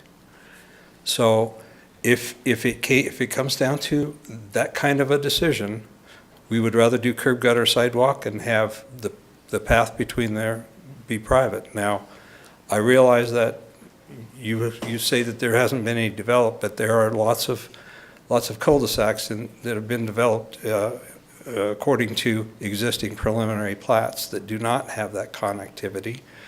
And in fact, the area just to the north of Indian Paintbrush School, which we just built last year, does not have connectivity. And as far as connectivity goes, the purpose of connectivity is to have a situation where a member of the public doesn't have to go way out of his way to get to a different part of the subdivision or the community. And I would like to remind the council that in 7 or 8 years ago, we adopted that at our expense and at our suggestion, and we put in the additional width sidewalk, which goes from all the way up Bass Street, and eventually will connect with the trail that's now being developed on the top of the hill at Zero Sky. That's been done by us at our suggestion, so we get that. But in this case, by the time we get done building trails, or the city does with our financial participation on the north and the south, and you have the parkway there at LaPrelle Park, you have trails on 3 sides of this. And if I'm standing in the middle of LaPrelle Park on that trail, it's shorter for me to go around the trail up Bonneville rather than go through the system. So the connectivity, in our opinion, is already exists. So yes, we are happy to do the curb gutter and sidewalk to move this project forward, but we are very much not. We don't believe that the pathway from the end of the cul-de-sac into the park does anything other than take away the methodology and the thought and the motivation for us doing the development in the first place. So does that answer your question? It does, thank you. All right, so we heard from the applicant. Does anybody have any other questions on the sidewalk? So I will go back to the original. I already said I'd remove it. You gotta talk to him. Counselor Shumway. I want to vote on it. Okay. Yep. Well, then I guess we'll go ahead and vote on the amendment. Is there any further discussion? Would you On the clarify amendment. the amendment is to do away with curb, not with curb, but with gutter? Retain the sidewalk, but remove curb. Curb and gutter. Retain the sidewalk, it would remove curb The and curb, gutter. So you'd curb have a and section of road, Yep. probably And a drainage, sidewalk. and then sidewalk Yep. over here. Did I do that correctly? Mr. Coffey? Mr. Greaser? Okay. All right, so any other discussion? City Clerk, vote on the amendment, please. Schuster, No. Shumway, Yes. Polikis, No. McKinney, No. Henry, Yes. Hanson, No. Gabriel, Yes. Pierce, No. Somerville. No. That is 3 yeses and 6 noes, Your Honor. Okay, that motion fails. We're back to the PUD with the amended from last meeting, curb gutter and sidewalk. Additional discussion from the council on this. I have one question or a point to bring up, and I discussed it a little bit with Mr. Teeny, but I'm still a little bit concerned about it. In the PUD handbook, it says that the drainage will be maintained by the city of Laramie. Well, the only drainage that will be maintained by the city of Laramie is the drainage immediately adjacent to the Ashley Street extension. The city will maintain the 16-foot wide swale, including culverts, except for mowing of vegetation in the swale or in the instance of property damage or damaged by property owners or situations outside of normal usage. So my concern is I can't think of any other, and maybe I just need some knowledge, I can't think of any other swales where the city is responsible for maintenance, because out in West Laramie, that is not the case. The property owners are solely responsible for drainage swales, and now we have a huge problem out there because they're not maintained. So why is this the special request and special exception to the rules by the Public Works Department? Mayor and council, obviously I can't speak specifically for the Public Works Department, but what I'll say is they're looking at this holistically in terms of design. And so with the PUD, they're looking at this area as how do we want to handle the storm drainage. So with the typical subdivision, you're typically looking at things like detention ponds, us mowing them, we go in and we clean sediment out. In this situation, it'd be very similar. You're probably going to have maybe some sedimentation, or maybe if something happens to a culvert. And so that's what we would do in this case. Other drainage swales that we take care of, we have some in the Turner Tract that we do maintain and do that. But you are correct, in West Laramie, for the most part, we don't deal with those. They're part of, a lot of those are on private property. They're not within city right-of-way. Some are in city right-of-way. And so that'd be something you would need to ask the Public Works Department specifically how they deal with that. So I appreciate that. Yep. I think our applicant's engineer wants to. Oh, okay. no reason for it. Council, Mayor. I was directed by the Greasers when we decided to add curb gutter and sidewalk. They're what they directed us to do was actually remove the swale and the culverts, because putting curb and gutter and we crowned the road it no longer needed to be there, because that was our main drainage feature, was in the absence of curb gutter and sidewalk. So Okay, so there will not be a drainage swale then? as the design stands now, Okay. as amended, right. Yep. Then I guess I don't So I have just any wanted to bring questions. that up. That takes that out, all right. Fun question. City manager, did you want to make a comment, or are you good? Okay, thank you for that, I appreciate it. Vice Mayor? Okay, any other discussion on the PUD? Going once, twice? Any other public comment? Perfect. City clerk, roll call on the PUD, please. Henry. Yes. Hanson. Yes. Gabriel. Yes. McKinney. No. Kalikas. Yes. Shumway. Yes. Schuster. Yes. Pierce. No. Somerville. Yes. That's 7 yeses and 2 nos, Your Honor. Thank you, that motion carries. Moving on to item number B, the preliminary plat, Councilor Henry. Yes, I move to, move to approve the Meadows subdivision preliminary plat based on findings of fact and conclusions of law, and subject to all staff's recommended conditions, and as amended by council, and authorize the mayor and clerk to sign the plat. Second. Second by Councilor Schuster. Finding Manager Teeny.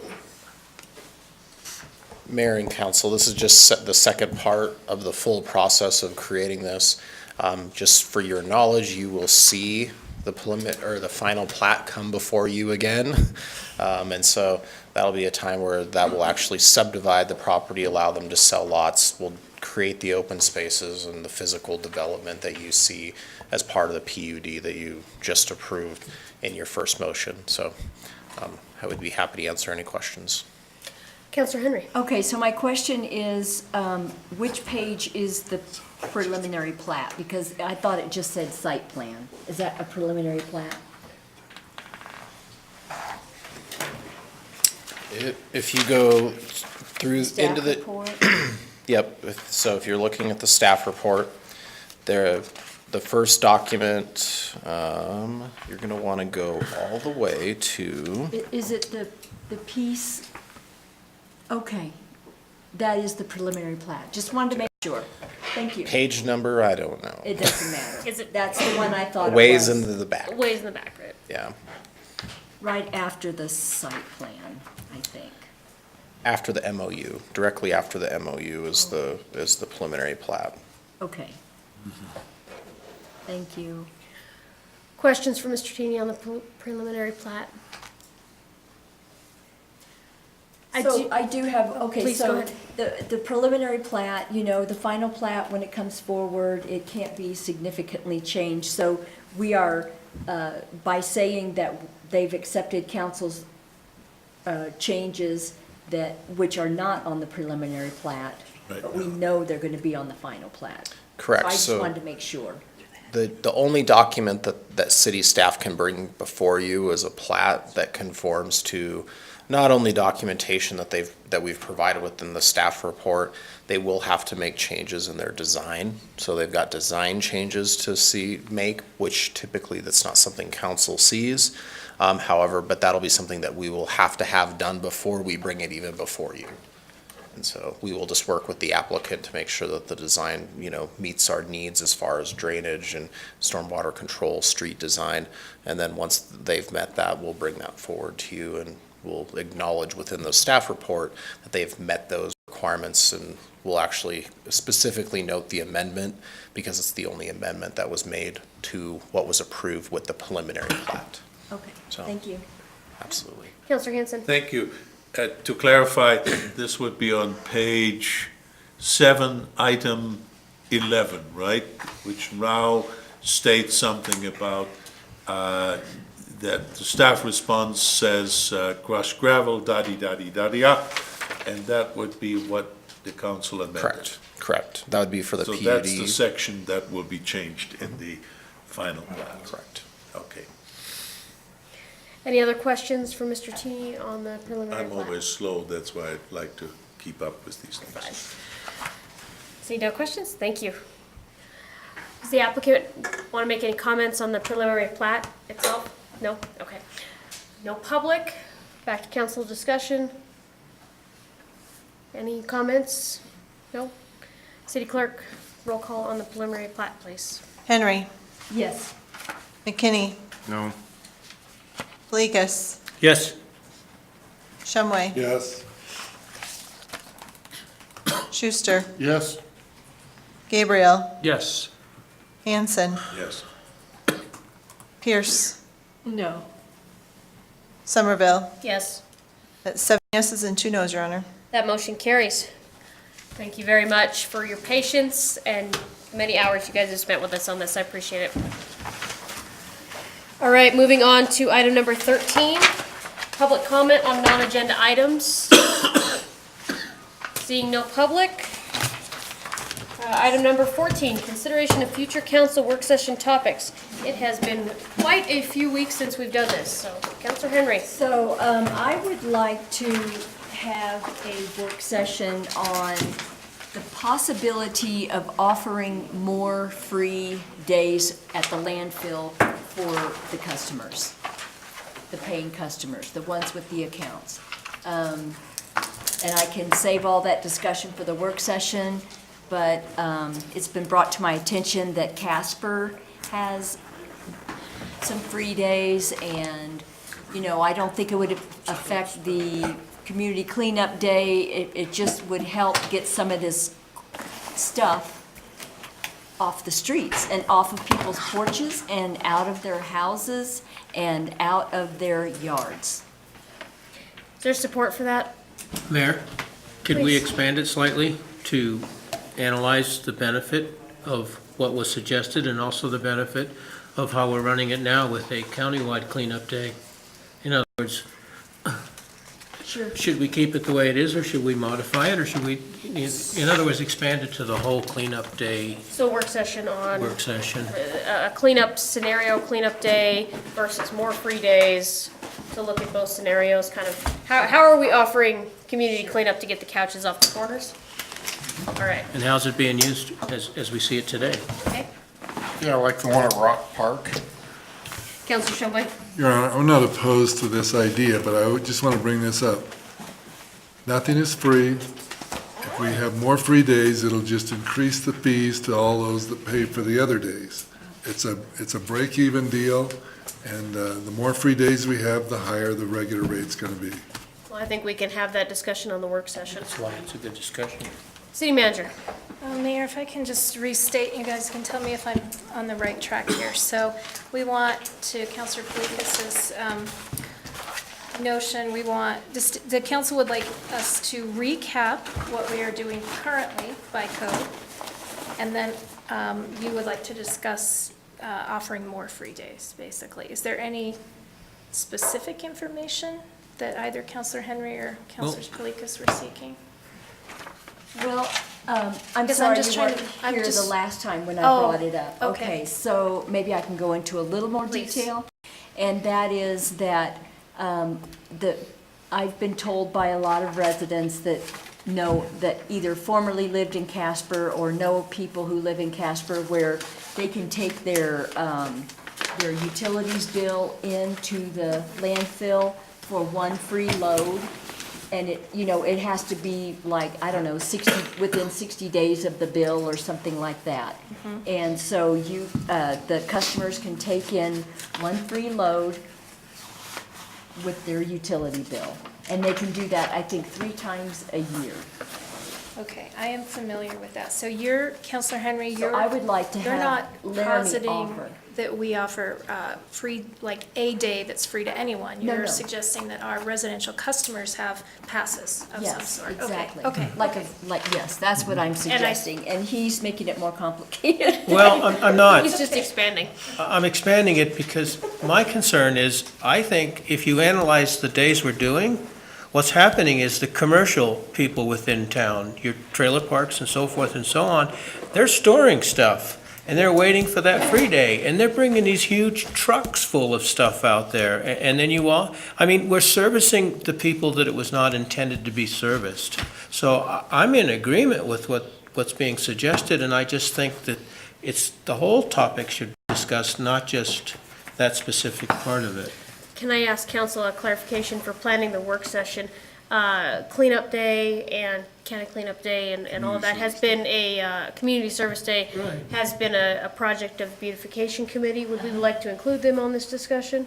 Or do we, or is this more concentrated just on the landfill? I want to make sure we're having the right To discussion. me, it's more concentrated with the customers of the landfill. Okay. Not, You agree? because we Okay. should not change what the beautification committee is doing. Okay, perfect.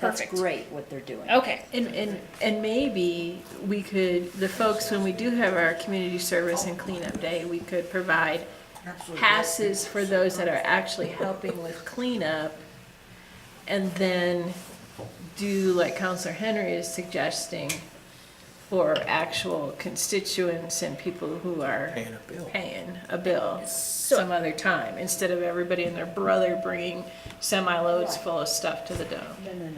Yeah, it's kind of funny So feedback. I think council would also appreciate numbers on how much is brought in on county cleanup day and community service day, any of the free days that we do, and what is that costing our ratepayers.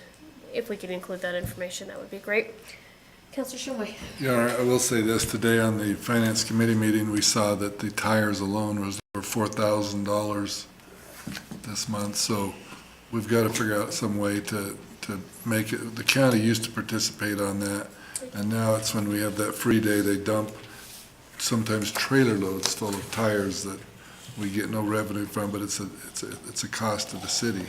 And I mean, no one has 500 tires in their backyard. It's coming from another source.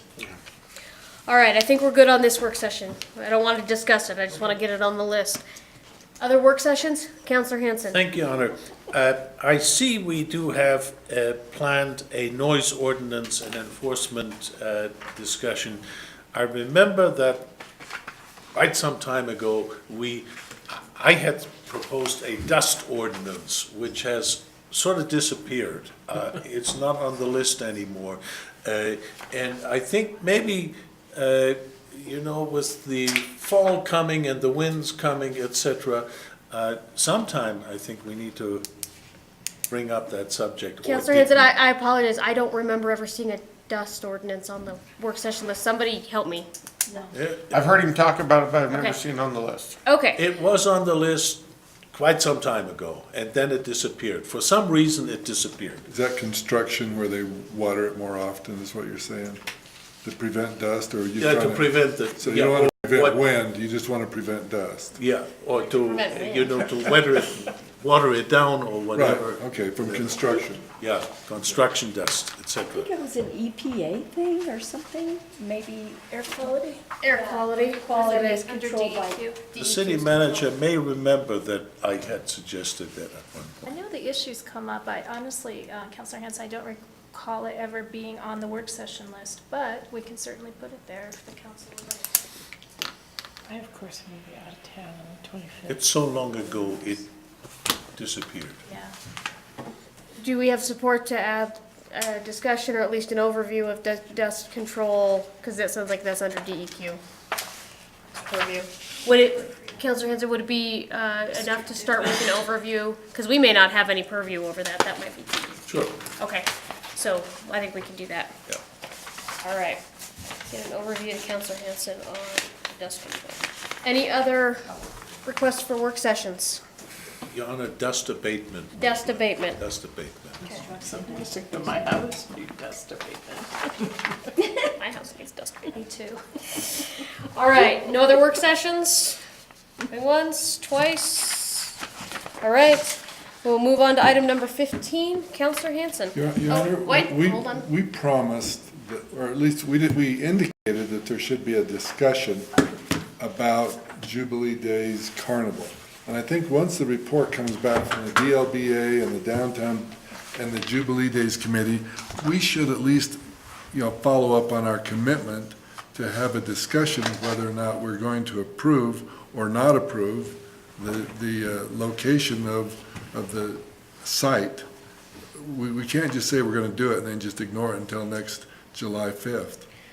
So you'd like to add a work session, Or at least timing discuss in a it. few months? Bring Okay. that to us so that we can at least discuss it.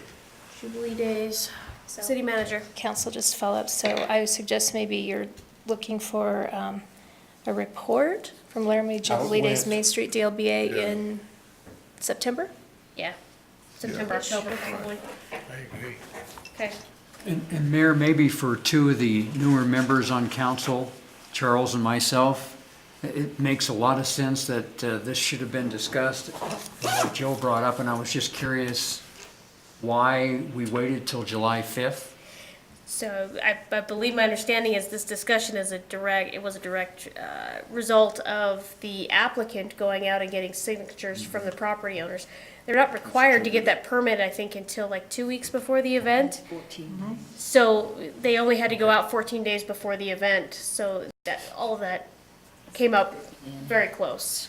But I think now we know we need to have another discussion much sooner. And to be perfectly honest, I don't remember discussing this before. We've never, since I've been on council, this has never come to council It for has come approval. up before, just. It has come up before, because the owner of New U has yelled at me. It has been here, but I don't think we've had to approve it before. City Manager? Oh, I would just add that this is, I believe, the first year where they've attained the 20% threshold, but certainly specific businesses have had repeated concerns every year. It's And the just thing so about it is, they're unfortunate. only going to what, 6 spots? I think there were about 10? 10. There's Okay. 10. Yeah. If I could, Mayor, Please. Counselor Gabriel, we received the signature list from the Carnival Subcommittee of Jubilee Days on Thursday of last On the week. 28th. That was the 20th, okay. So that's why we added it to the agenda after. Wednesday, that's Wednesday. Wednesday, so that's why we added it to the agenda after your agenda review on Tuesday. But we just received that list, which of course triggered the municipal code because they attained the 20% threshold. Thank you. All right. And also a review for the two new members. You can request work sessions of topics or stuff that you guys want to discuss or we need an overview on, or feel free to jump in. Charles? You're good? Okay, any other new work sessions? Your Honor, Councilor Hanson? to clarify for Councilor Gabriel, I think the street closures were done by staff before because of no thresholds being having met or whatever. Okay. Oh. And I think the street closures were, and we were informed of them, I remember that, but that was about all. We never voted on them. So your municipal code, through you, Mayor, requires the application for a street closure be received by us 14 days prior to the event. That's right. We begin working with Jubilee Days Committee in January. We host a meeting. It involves almost every division of the city who support the event in one way, shape, or form. However, they submit the application to us within that 14-day window. We, as you've alluded to, at the staff level, have said to them due to, we hear the same things you all hear, that there's concern amongst the business community in certain areas. We started requiring them, probably 4 or 5 years ago in my office, to go out not only to make the publication announcement in the newspaper of a street closure, but to canvass the adjoining property owners and get their signature. And we did that because the newspaper ad did not seem effective in notifying the adjoining property owners. So we asked them to take it to the next level, which they have done of their own accord. And we've done that in other areas too, just so you know, it's not Jubilee Days. When we know that there's a neighborhood that has an issue with a permit, case in point, the Alibi and their noise permits a few years ago became an issue with the surrounding residential neighborhood, we asked that applicant go out, canvass the neighborhood, get signatures. But it also gives them an opportunity to talk about their event and maybe, hopefully, to work out some of these issues amongst themselves and not have the city find ourselves as the referee in the middle. So it's been a pretty effective practice, and we're very appreciative when the applicants do that above and beyond endeavor of getting those signatures. But occasionally, it will bring to a head tensions over the events. Thank you. So if I'm clear, we're going to have a work session or a report back to us in September as to the concerns that the neighborhood had and if in fact they've been rectified. I think that's correct. And I would assume that the Main Street would be involved with that. And I would assume that probably the chairman of Jubilee Days would be involved with it. And then we can make a decision as to whether we want to pursue the carnival downtown. I think so. My thought was my office will send a note to those 3 agencies tomorrow, letting them know that, following up on your discussion tonight, you're hoping to see a report presented to the council in September as to what progress they've made on dealing with the issues and collaborating. Also, I'd like to hear from the Jubilee Days why we supplement the amount that we do. They said $5,000 to $7,000 per year, and how much more it would be if we moved it, let's say, to the territorial park. And I just cannot understand how a company comes in and has to have a subsidy that is so well attended, and it's so expensive to have those rides. I just don't. I want to know how much we have to guarantee a carnival when they come into town like that. You said we, but it's the Jubilee Days Committee, and they don't get any subsidies from Laramie. I know, but that's money that comes through from the city. No, it doesn't. Okay. No, it's not. Not the city's budget, but it comes from citizens of Laramie that participate at Jubilee Days. Gotcha. And also outside of Jubilee, outside of that. All right, any other work session, and one more go at work sessions. All right. Counselor Hanson, item 15, I move please. that council adjourn. Second by the Vice Mayor. All those in favor signify by saying aye. Aye. Any opposed? We are adjourned.